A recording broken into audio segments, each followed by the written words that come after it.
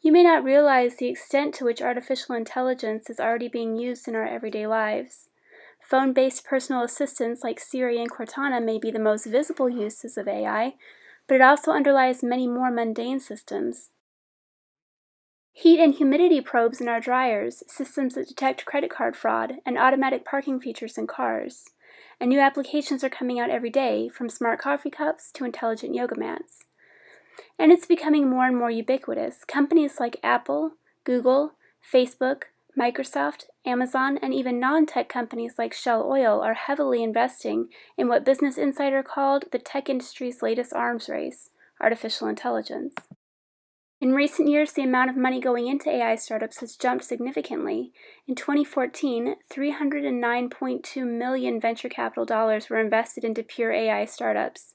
Total buyouts for AI companies in 2012 was around $5.9 billion. These companies are using AI for things like facial recognition to make tagging and finding photos easier and more intuitive, providing online users with the content that matters most to them, and improving natural language processing and responses for virtual assistants. While AI at large may be firmly in the early majority stage of the adoption lifecycle, not all applications of AI are. One such application is social artificial intelligence, robots, consoles, and programs that are designed to entertain and assist their human companions.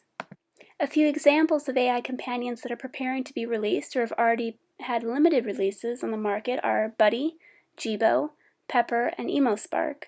We'll look at these examples to walk us through questions about what's happening with AI companions now and where they could be going in the future. So what do AI companions do? While the AIs that are coming out now are meant primarily to entertain, they can also act as helpers, performing the same functions as virtual assistants like Google Now. They also use facial pattern recognition to discern your moods and respond accordingly. They can interact with smart devices like lighting systems, cameras, thermostats, and alarm systems. And they can be programmed to carry out routine tasks like turning all the lights off when you leave your home or setting the alarms at night. Where are they in the adoption life cycle? Well, social AIs are in the early adopter stage, if not the innovator stage.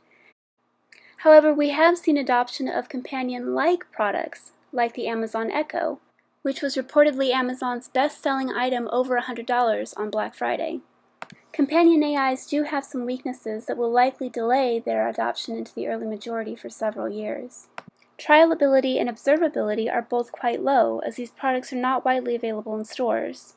Although product websites and platforms like YouTube have increased observability for innovations across the board, they still aren't a substitute for the real thing.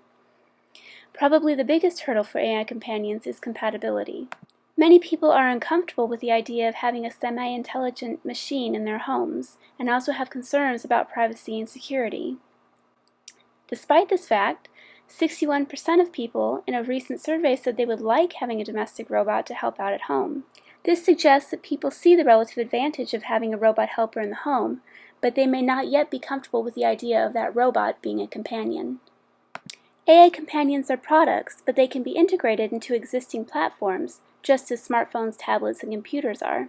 For example, Buddy and EmoSpark are connected to the Android open market so that their robots fit easily within an existing established development community. As larger companies take notice of AI companions and more apps are developed, the relative advantage of owning a companion will increase. AI companions are likely to disrupt mobile devices such as tablets and to a lesser extent phones, because AI companions share much of the functionality of these devices but can also do things that these devices can't. Right now, the best money to be made in this area is by being acquired as an AI or robotics company. Patent activity around AI is high, with patents in areas like personal assistance, natural language processing, and facial recognition. Technologies to patent in the companion AI field would be related to recognizing, responding to, and appropriately displaying emotions, as this is a large part of what comprises the sociability of companion AIs. Over the next 10 years, at-home AI companions are likely to be well into the early majority phase of the adoption life cycle. Particularly with the increase in smart objects and the Internet of Things, people will become much more comfortable with the idea of objects in the home that are always on and connected. Furthermore, with the enormous push in general AI technology that is occurring in the largest tech firms, there's likely to be much less distinction between AI companions and, for example, virtual assistants such as Siri.